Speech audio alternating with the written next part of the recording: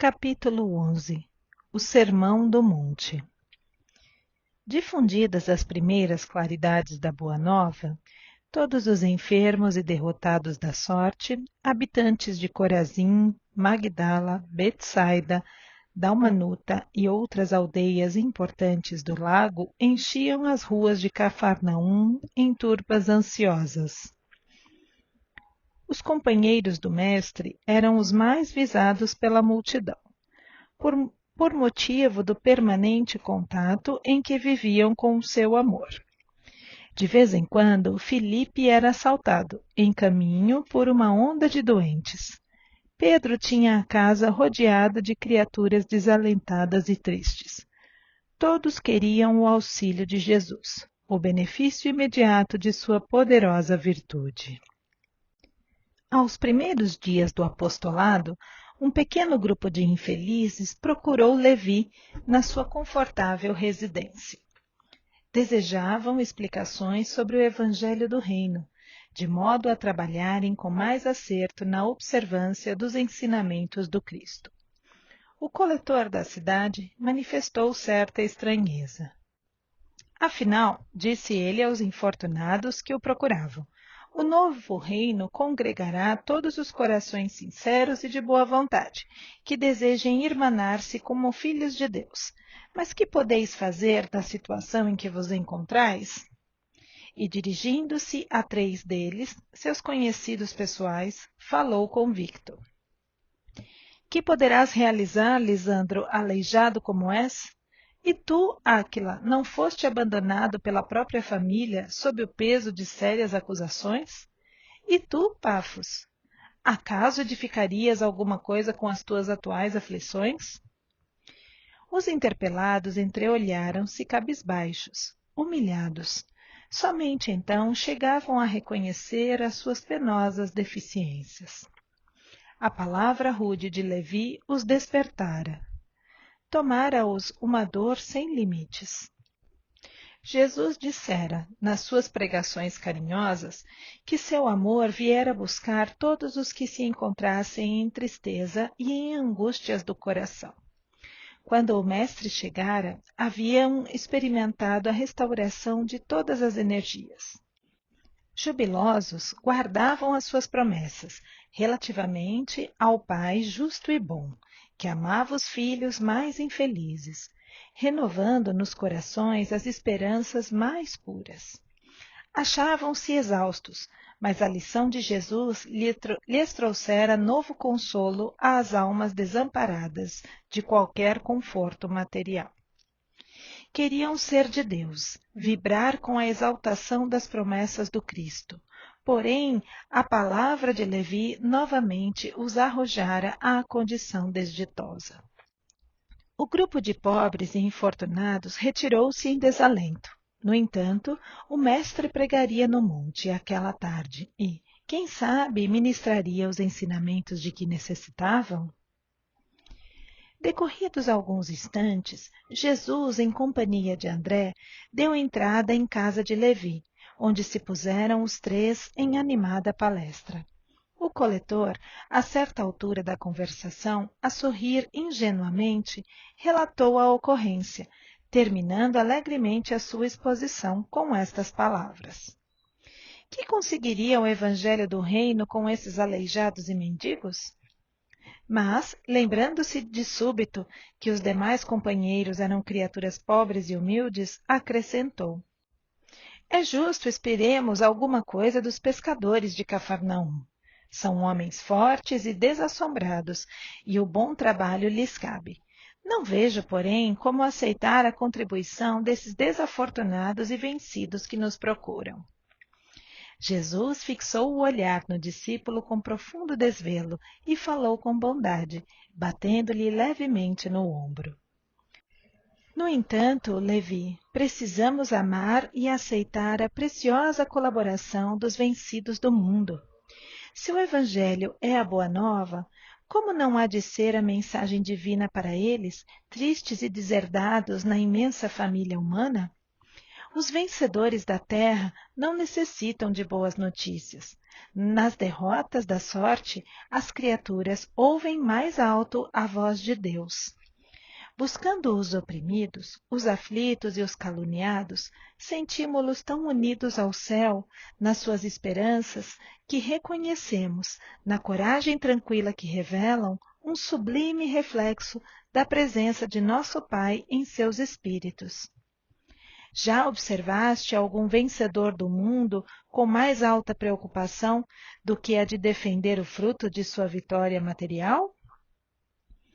Levi sentia-se comovido e, aproveitando a pequena pausa que se fizera, exclamou, algo desapontado: Senhor, minhas observações partiram tão só do meu intenso desejo de apressar a supremacia do Evangelho entre os que governam no mundo.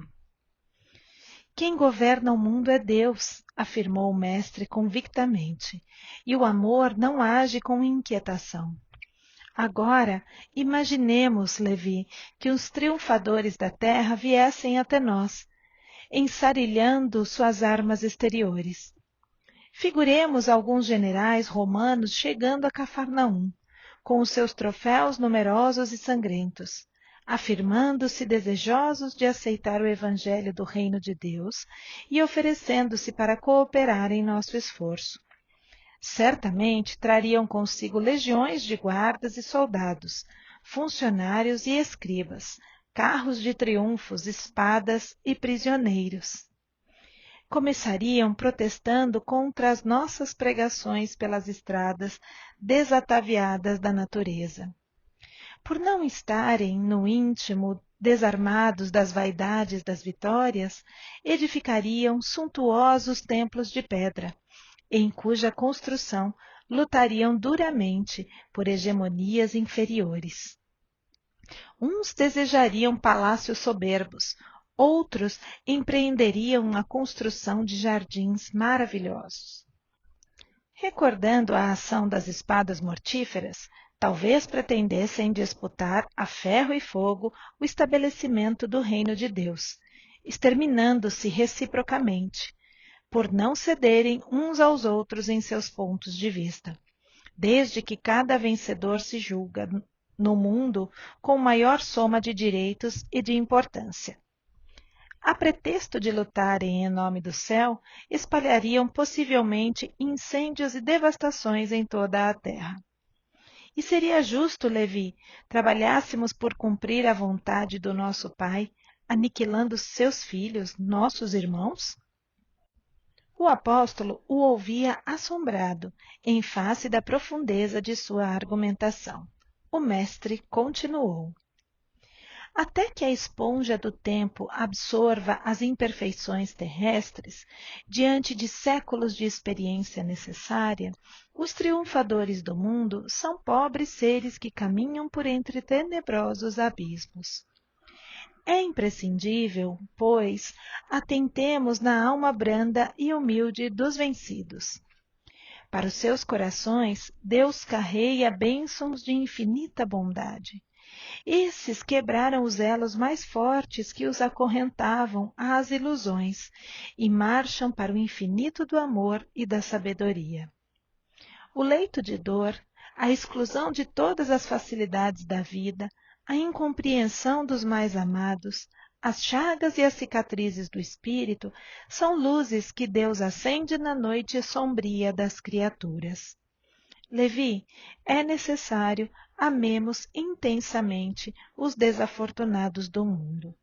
Suas almas são a terra fecundada pelo adubo das lágrimas e das esperanças mais ardentes, onde as sementes do Evangelho desabrocharão para a luz da vida. Eles saíram das convenções nefastas e dos enganos do caminho terrestre e bendizem do nosso Pai, como sentenciados que experimentassem, no primeiro dia de liberdade, o clarão reconfortante do sol amigo e radioso que os seus corações haviam perdido. é também sobre os vencidos da sorte, sobre os que suspiram por um ideal mais santo e mais puro do que as vitórias fáceis da terra, que o Evangelho assentará suas bases divinas. André e Levi escutavam de olhos úmidos os conceitos do Senhor, cheios de sublimada emoção.